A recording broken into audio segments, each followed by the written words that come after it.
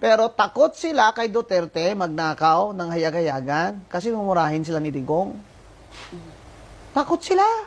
Do you think that the government, the administration right now, or the Congress right now is more corrupt than the past Congress? Of course.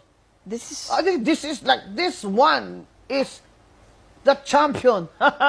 This one gets the trophy of trophies because tinuruan nga sila ni Romualdez eh. Ito na yung worst. Takot sila kay Duterte magnakaw ng hayag-hayagan kasi mumurahin sila ni Digong. Takot sila. Ito, pinsan niya. Oh, sagot mo kami, boss, ha? Oh. Hindi sila takot.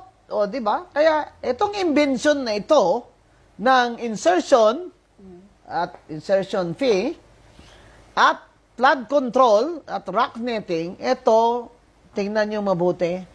You trace the budget. Nangyayari lang ito since 2022.